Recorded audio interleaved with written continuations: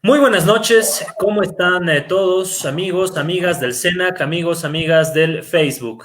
Estamos el día de hoy nuevamente con Jacqueline Cordero, ella es epidemióloga, experta precisamente y ha estado estudiando del colectivo Sinchiwarmi este tema de la pandemia. Por eso le hemos citado el día de hoy nuevamente para que podamos dar un panorama específico y actualizado de precisamente el panorama epidemiológico de nuestro país. Es para nosotros un placer tenerte nuevamente en el Centro de Estudios Nuestro Americano. Jacqueline, adelante, por favor, y bienvenida en primer lugar. Muchas gracias, Gabriel. Para mí un gusto también compartir en este espacio de análisis de cómo está la coyuntura epidemiológica en nuestro país, sin dejar de hacer el análisis que está pasando como Sudamérica y también en el mundo. Si quieres, podemos compartir algunas imágenes.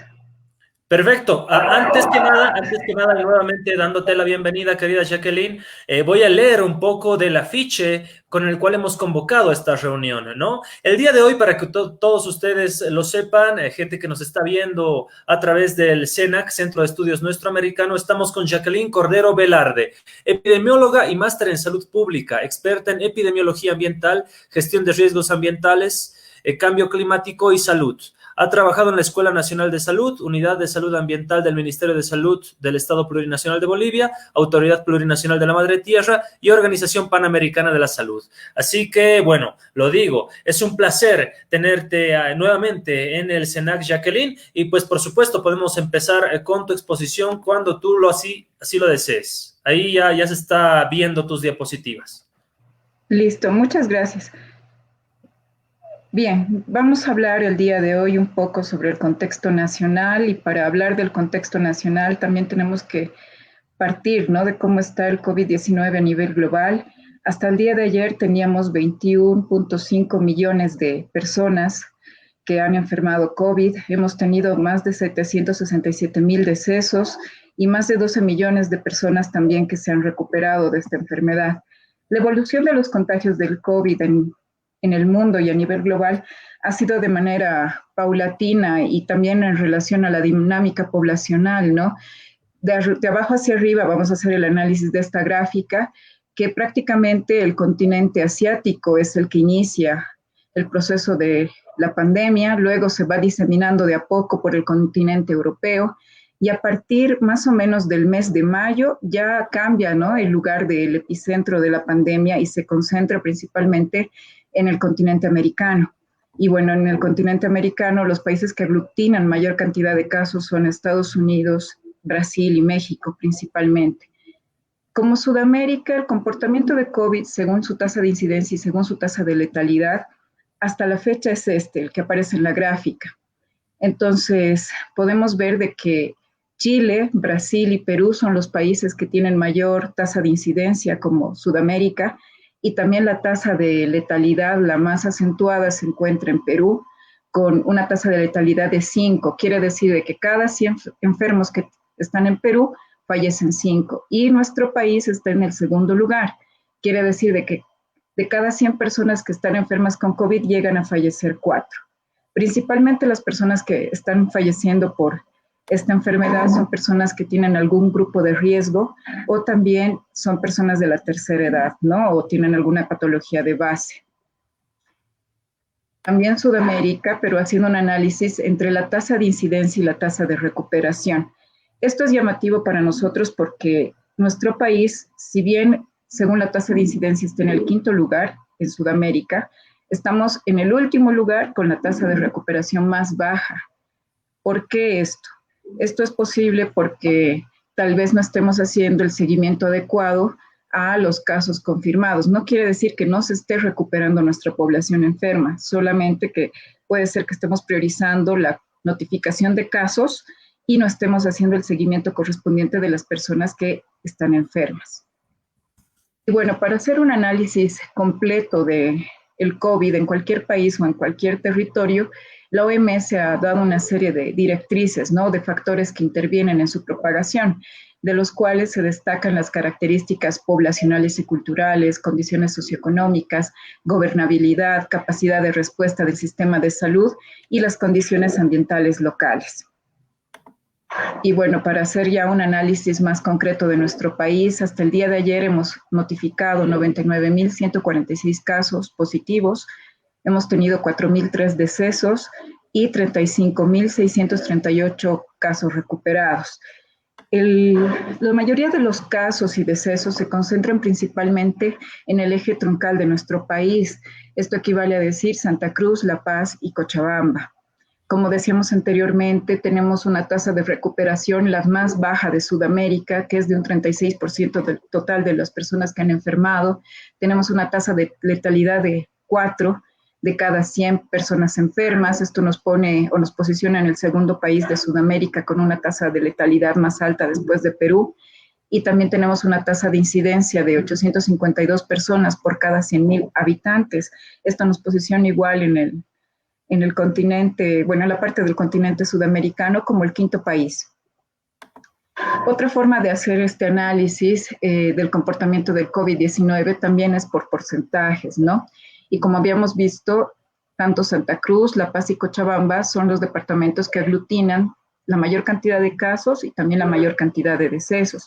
Sin embargo, en cuanto a casos recuperados, llama la atención de que el mayor porcentaje se centra en un solo departamento, ¿no? Con un 69% en el departamento de Santa Cruz y el 13% en el departamento de Cochabamba. Luego se va haciendo la distribución por distintos departamentos. Llama la atención porque, por ejemplo, Beni en su curva epidemiológica ya se encuentra en un descenso marcado, pero tiene una baja tasa de recuperación todavía.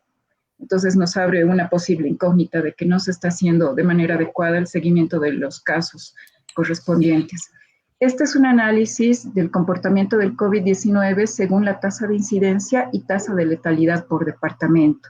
Como podemos apreciar en la gráfica, las barras amarillas son los datos de tasa de incidencia y la línea roja la tasa de letalidad. En el caso de mayor incidencia se registra en los departamentos orientales, Beni, Pando y Santa Cruz. Y bueno, la mayor tasa de letalidad se encuentra en el departamento de Chuquisaca, en el departamento de Cochabamba y en el departamento de Pando. Estos datos principalmente se deben a las determinantes sociales, al acceso de agua, hacinamiento, la dinámica poblacional, la parte económica, pero también se debe a la capacidad de respuesta y la capacidad de testeos que tengamos nosotros como sistema sanitario. Hasta la fecha, este ha sido el comportamiento del COVID-19 en nuestro país. Está distribuido por semana epidemiológica, perdón. Y bueno, podemos ver que en esta línea marrón o café, que Bolivia se ha situado hasta el momento en una meseta, ¿no? El momento más alto o más álgido en nuestro país hasta la fecha ha sido la semana epidemiológica número 29. Esto equivale más o menos decir entre el 12 y el 18 de julio. Y bueno, vemos de que las otras líneas son los comportamientos de los otros departamentos. Por ejemplo, Santa Cruz ha tenido un marcado descenso, La Paz no ha tenido un comportamiento homogéneo, ha ido entre subidas y bajadas, todavía no se ha establecido una meseta. Hay departamentos que se encuentran en plena subida, que son Chuquisaca, Tarija y Potosí, por ejemplo. Este es el comportamiento del COVID-19 por tasa de letalidad. Y vemos que en la última semana hemos tenido un descenso. Y bueno, prácticamente había una meseta entre la semana epidemiológica 31 y semana epidemiológica 32, que han sido los momentos donde se han reportado mayor cantidad de decesos a consecuencia del COVID. Esta es otra forma de presentación de cómo ha ido bajando los decesos por semana epidemiológica. Como les decía, la semana epidemiológica 31 y 32 prácticamente han estado casi iguales. Y bueno, la semana epidemiológica 33, que es la que acabamos de cerrar el día de ayer, ya se ve un marcado descenso que esperemos que siga de esta manera.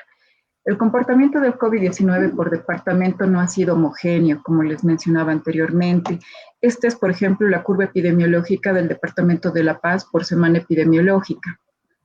Este es el comportamiento del COVID-19 en el departamento de Santa Cruz, por ejemplo, que se ve que tiene un marcado descenso, y el posible pico que se ha registrado en el departamento de Santa Cruz ha sido en la semana epidemiológica número 27. Esto quiere decir más o menos a finales de junio, principios de julio. Este es el comportamiento de COVID-19 en el departamento del Beni. Su pico ha sido en la semana epidemiológica 23 y vemos de que hay un marcado descenso.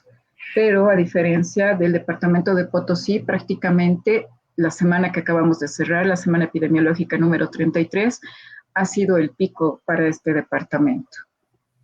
Y bueno, en cuanto a los reportes epidemiológicos diarios, como les decía, a mediados del mes de julio se había registrado por primera vez más de 2.000 casos positivos. Y es aquí, por ejemplo, un ejemplo, el 18 de julio, que hemos tenido el reporte diario de 2.036 casos, a diferencia de lo que hemos registrado el día de ayer, que era el 15 de agosto, que se han reportado 1.196 casos positivos. Bueno, hasta allí un panorama, un bosquejo general de lo que ha pasado en nuestro país, su comportamiento en correspondencia a lo que pasa a nivel global también.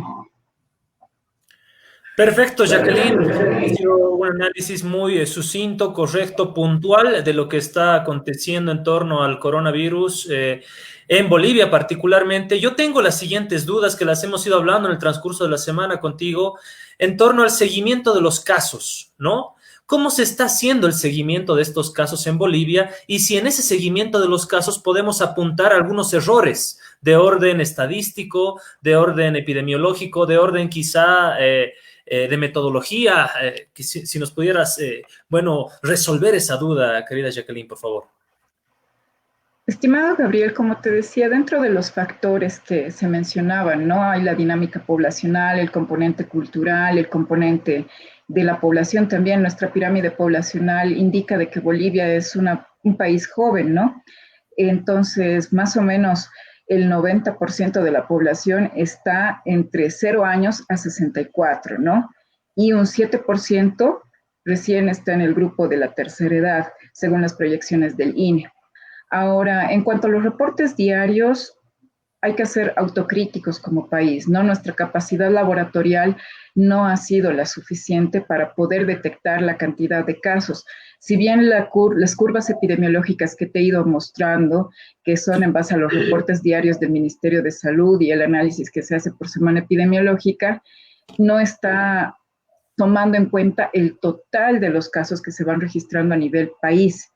Quiere decir de que hay mucha gente de que no ha tenido acceso a hacerse la prueba, o que hay personas que se han hecho pruebas, pero en laboratorios que no son de referencia y tampoco entran en el conteo nacional. Es decir, de que tenemos mayor cantidad de personas que han enfermado en referencia a los datos que teníamos en las gráficas.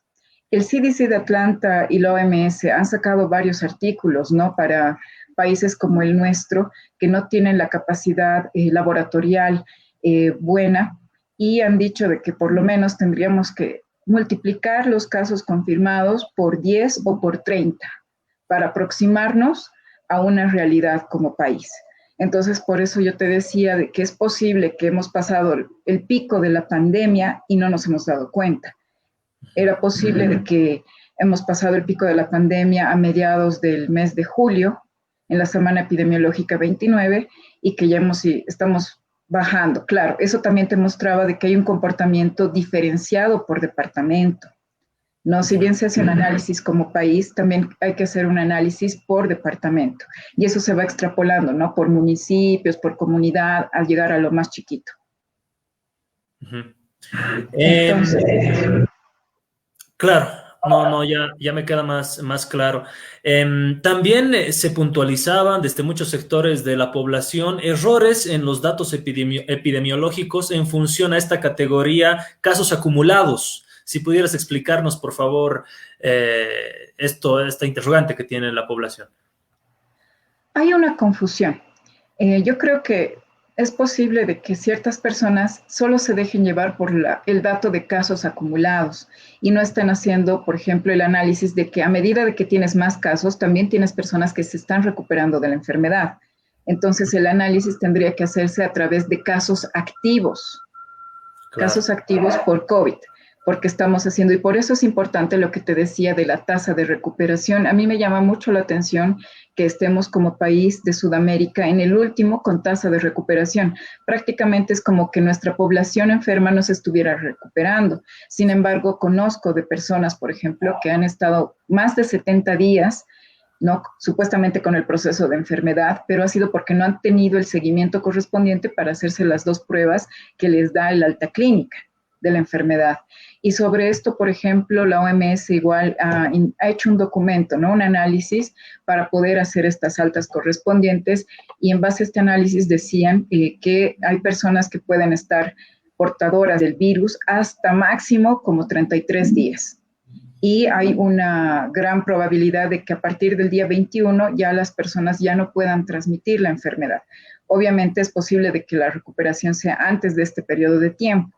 Entonces, el Ministerio de Salud de nuestro país igual ha actualizado, por ejemplo, la admisión de pacientes COVID que cumplan solamente con los signos y síntomas correspondientes para tener acceso a una atención médica, porque anteriormente los centros hospitalarios negaban el acceso de personas porque no contaban con una prueba laboratorial. Entonces, eso ha sido una modificación. Pero no solamente se hizo la modificación para la admisión, sino también se hizo la modificación para el alta clínica, que si bien ya han cursado los 21 días, se debería dar el alta clínica, ¿no? Entonces, sobre esto hubo también una cantidad grande de reclamos por parte del personal de salud, porque no todos hacen el mismo curso de la enfermedad.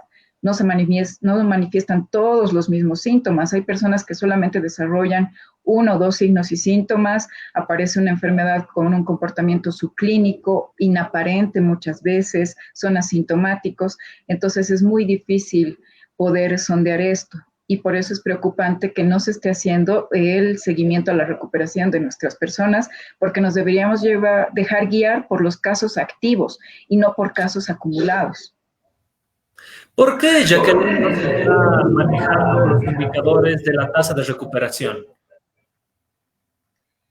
Bueno, nosotros como epidemiólogos tenemos que manejar principalmente medidas de frecuencia para hacer el estudio o análisis de cualquier enfermedad, no solamente COVID. Entonces, en estas medidas de frecuencia están la tasa de incidencia, la tasa de letalidad, tasa de mortalidad, tasa de recuperación. Entonces, en este momento el COVID es la enfermedad que está centrando mayor la atención de todo el mundo. Entonces, tenemos que seguir nosotros de manera rigurosa esto. Ahora, la pregunta que tú me haces, ¿por qué no estamos haciendo el seguimiento de la tasa de recuperación como personal de salud? Varias razones, múltiples factores. Principalmente ahorita en Bolivia se está priorizando la detección de casos. Entonces, por detectar mayor cantidad de casos, estamos dejando de lado, por nuestra capacidad laboratorial limitada, hacer el seguimiento de las altas, por ejemplo, clínicas o médicas que corresponden por departamentos. Eso es una parte. Otra parte, nuestro personal de salud, muchos han fallecido, muchos están enfermos, muchos están ahorita haciendo cuarentena, entonces esto ha afectado a reducir la capacidad en cuanto a la asistencia médica de nuestro personal, y por lo tanto también baja, ¿no?, el seguimiento, la capacidad sanitaria para hacer el seguimiento de las altas médicas, porque nuestro personal de salud se está enfermando. Entonces puede ser también por eso. Claro. Sobre el pico más alto, mucho se habla, ¿no? Y gente que no está involucrada al ámbito epidemiológico sanitario maneja a discrecionalidad esto del pico más alto. ¿Ya habríamos pasado el pico más alto? ¿Estaríamos entrando al pico más alto? ¿Estaríamos en pleno pico más alto? ¿Cómo es esto en términos estrictamente epidemiológicos sanitarios, Jacqueline? Por eso quería empezar, ¿cómo ha sido el comportamiento a nivel global del COVID, ¿no? En la primera diapositiva era un mapa y en la segunda diapositiva era de manera escalonada cómo ha ido, ¿no?, propagándose la enfermedad. Y si bien nuestro continente ha recibido, después de otros 2 continentes, esto nos deja lecciones aprendidas. En varios países, una fecha importante es el día 100, por ejemplo. El día 100 y el día 150. Entonces, si nosotros hacemos un análisis desde que ingresó la enfermedad a nuestro país, desde los primeros casos hasta el día 100, entonces prácticamente estábamos por el mes de julio, ¿no? Inclusive nos da otra pauta, el incremento de decesos que también ha sido en el mes de julio. O sea, hay semejanzas, pese a que los países son diferentes, hay ciertas semejanzas en cuanto al comportamiento del COVID y las fechas que te digo. Entonces, hemos empezado a partir del día 100 también, como nuestro país, a tener un incremento en cuanto a casos y también decesos. Y se ha establecido prácticamente una meseta y ya estamos casi en el día 150. Esto quiere decir que es muy posible que si seguimos con los reportes diarios y semanas epidemiológicas como hasta ahora, que vamos a tener ese descenso gradual. Ahora, te estoy hablando a nivel general como país, sin embargo, también te había mostrado las gráficas de que este comportamiento epidemiológico no va a ser homogéneo en todos los departamentos. Claro. Hay departamentos que ya han pasado el pico, por ejemplo, Beni, por ejemplo, Santa Cruz, pero hay departamentos que están ahorita en pleno pico, en plena escalada, por ejemplo, el departamento de Tarija y el departamento de Potosí, ¿no? Entonces, no es un comportamiento homogéneo. Si bien analizamos la información global como país y ya nos hubiera dado una pista de un pico, inclusive por el análisis de fechas y de días, es posible también de que tengamos algunas sorpresas todavía en algunos departamentos, ¿no? Pero para eso también hay que hacer un análisis de la dinámica poblacional, de, por ejemplo, hay un incremento de casos bastante interesante a partir de la flexibilización de la cuarentena, ¿no? Entonces, eso es a partir del 1 de junio, si no estoy mal, ¿no? Entonces, ha empezado igual una curva de progresión. Me ha notado, por ejemplo, algunas fechas que también podían, digamos, de cierta manera influir en los datos. En La Paz ha habido muchas marchas, ¿no? Por ejemplo, el 1 de julio, que ha sido por los choferes o transportistas. Luego ha habido otro que ha sido el 14 de julio, otra marcha por la educación. El 28 de julio también la marcha protagonizada, una de las marchas protagonizadas por la COP. Y prácticamente después de estas actividades o estas protestas, haciendo el seguimiento del periodo de incubación de 2 semanas posteriores, no ha habido, digamos, un pico alarmante que altere, digamos, el comportamiento del COVID en el departamento de La Paz. Entonces, allí también llama nuestra atención sobre los testeos. Es posible que no se estén haciendo la cantidad de testeos que nosotros requiramos para que se pueda identificar esto. Y sobre los últimos acontecimientos que se han vivido a nivel país por el bloqueo o los bloqueos que se han tenido, recién vamos a poder observar algún comportamiento de esto en 2 semanas posteriores al viernes que ha pasado. Estaríamos hablando de la semana epidemiológica 36, más o menos. Hay algo muy interesante que tú decías, ¿no, Jacqueline? No sé si lo he entendido mal, y en esto te hago la pregunta por eso. Las marchas sí, las marchas, que como tú has anotado y has especificado cada una de ellas, es decir, no han afectado que suba, digamos, el índice de contagios o el índice de decesos. Y con eso quebramos un mito, digamos, ¿no? De que toda marcha estaría propiciándose para que suban los índices de contagios y de decesos. ¿Estoy en lo correcto o he entendido mal? Estás en lo correcto, porque por eso te decía, hemos tenido una flexibilización de la cuarentena a partir del 1 de junio. Y es a partir del 1 de junio que prácticamente notificamos un comportamiento y una propagación de la enfermedad de índole comunitario. Estábamos en la fase 4, ¿no? De la propagación de la enfermedad. Cuando entramos a la fase 4, que es propagación comunitaria, es prácticamente difícil contener la propagación de la enfermedad, porque no todas las personas son responsables, no todas las personas hacen esto del distanciamiento personal, por ejemplo, o distanciamiento social. No están utilizando, por ejemplo, el barbijo de manera adecuada, que debe cubrir nariz y boca. No están aplicando el lavado constante de manos. Y esto, a partir de la flexibilización de la cuarentena, se ve porque ha habido muchas aglomeraciones y filas en los bancos, que continúa y que ha permanecido de manera constante desde la flexibilización de la cuarentena, aglomeración de personas en los mercados. Por eso te decía, es importante hacer el análisis de la dinámica poblacional, también, por ejemplo, filas para el cuartel. Entonces, prácticamente, inclusive para obtener una cédula de identidad, hay filas. Y en estas filas muchas veces no se respeta el distanciamiento de personas entre personas, ¿no? Y además que en estas filas no estamos hablando de pocos minutos, estamos hablando de varias horas, ¿no? Que van de 3 a 4 horas. Entonces, estas actividades sumadas, más las marchas, las protestas y los bloqueos que se han registrado en el país, han sido todo ese conjunto el que ha manifestado ese comportamiento de la enfermedad que se les mostraba a ustedes a través de las gráficas y el comportamiento por semana epidemiológica, ¿no? Es el conjunto de todos estos factores. Indudablemente, Sigue, por favor, Jacqueline. Indudablemente te iba a decir de que hay mayor riesgo cuando hay estas medidas de presión, de marchas, por ejemplo, de aglomeración de personas. Sí, hay riesgos de transmisión, pero también es el mismo riesgo de transmisión que se registra en la fila del banco, en la fila del mercado, en la fila para el carnet. O sea, eso es lo que quiero analizar.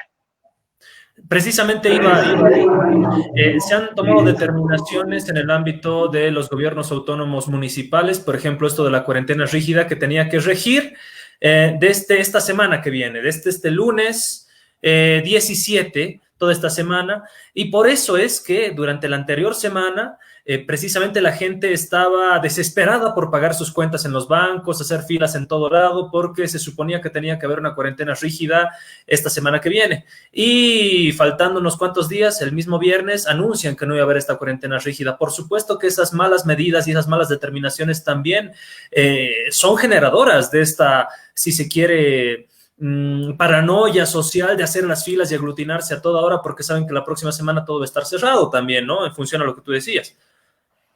Así es, pero también yo veía de que ese periodo de que se iba a hacer de cuarentena rígida, ¿no? En el municipio de La Paz, también era un tiempo corto en comparación al periodo de incubación, porque puede ser de que, claro, 5 días o 7 días no va a ser suficiente para cortar o reducir la transmisión. Y en La Paz estamos en la fase 4, ¿no? Entonces, me parecía un poco, no tenía un contexto muy centrado el determinar esa cuarentena. Bueno, estamos con Jacqueline Cordero, ella es epidemióloga, experta, es la segunda vez que comparte con nosotros en el Centro de Estudios Nuestro Americano Bolivia. Saludar a Weber Mónica, que nos ha mandado un saludo. Saludar también a Romero Dolf, mandó un comentario, dice, las malas políticas del gobierno actual están generando un caos en el sistema de salud y en el área de la economía. Un saludo para Romero Dolf, en un momento más acá la invitada se va a referir a tu comentario. Y bueno, saludar a toda la gente que nos está viendo, nos está siguiendo. Ha causado mucha expectativa esta transmisión precisamente para analizar con hechos reales, puntuales y además con una profesional del área todo lo que es el ámbito epidemiológico, además actualizado de nuestro país, ¿no? Muchísimas gracias, Jacqueline. ¿Qué piensas de este comentario de Romero Dolf? A ver, lo voy a poner acá en el StreamYard. Ahí está, Romero Dolf. Sin duda, sin duda. Por eso decía, dentro de los factores que influyen en el comportamiento y la propagación de la enfermedad, que no le he determinado yo ni alguna otra persona, sino es la OMS, está la parte de gobernabilidad, ¿no? Entonces, dentro de la parte de la gobernabilidad también se ha visto que tendríamos que hacer un equilibrio entre la parte económica y también la parte de salud, porque hay muchas personas que se ven afectadas, pero no necesariamente por COVID, sino, por ejemplo, que no tienen el dinero para poder acceder a alimentos de la canasta básica. Y el factor de alimentación y nutrición es un factor importante para poder prevenir y también para poder contener de cierta manera la enfermedad, porque si nosotros tenemos unas buenas defensas, la enfermedad va a cursar como un resfriado, ¿no? Con los signos y síntomas leves de la enfermedad. Pero si nosotros tenemos el sistema inmune muy bajo, y esto también influye en la nutrición y la economía además, entonces nosotros prácticamente nuestras defensas no van a poder contener el comportamiento de la enfermedad y puede ser que lleguemos a desarrollar cuadros severos, ¿no? Entonces la economía es importante. Hay personas que no necesitan, más bien dicho, generar la economía al día, no tienen un trabajo estable que les garantice un salario al mes. Entonces tenemos que priorizar a grupos de riesgo vulnerables, sociales, que tienen estas demandas, ¿no? En cuanto a la parte económica. Algo que tú apuntabas en tu exposición, precisamente, Jacqueline, era el hecho de los picos altos, ¿no? Y de acuerdo a las semanas epidemiológicas, y yo notaba que el pico más alto habría sido en julio, es decir, que ya habríamos pasado el pico más alto de la pandemia. Es posible, por eso te decía, en la semana epidemiológica 29, y si quieres la volvemos a poner, podemos Sí, sí, sí, por compartir favor. para tenerla, La referencia gráfica. sí, a ver, vamos a ver si te comparto. Sí, Eso acá es, la compartimos, no hay problema. listo. Aquí este pico que podemos observar es la semana epidemiológica 29, que estaba comprendida entre las fechas del 12 al 18 de julio. Y prácticamente después de este pico hemos tenido un poco un descenso y luego hemos establecido una especie de meseta, ¿no? En las siguientes semanas, es decir, en 4 semanas posteriores a este pico. Entonces, quiere decir, es muy posible de que hayamos pasado el pico de la pandemia y casi no nos habríamos dado cuenta, ¿no? Y seguimos esperando un pico, pero no Claro, debería, la población no debería estar esperando a que ocurra un pico. Yo creo que la población debe asumir las medidas de prevención de carácter permanente hasta que no llegue la vacuna a nuestro país. Entonces, el lavado de manos, el uso del barbijo, una alimentación adecuada y otras medidas, ¿no?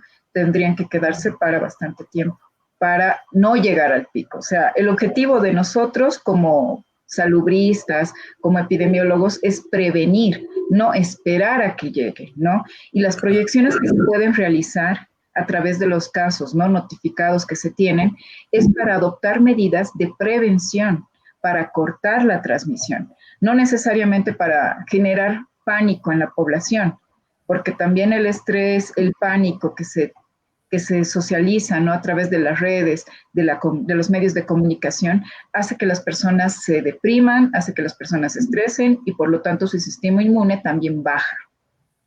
Entonces, nosotros como personas de ciencia tenemos que dar certezas a la población, no agobiar a la población. Y claro. tenemos Es muy interesante esto que tú dices, Jacqueline, en función a que se ha quizás posicionado una suerte de terrorismo. Lo hablo de terrorismo en función a que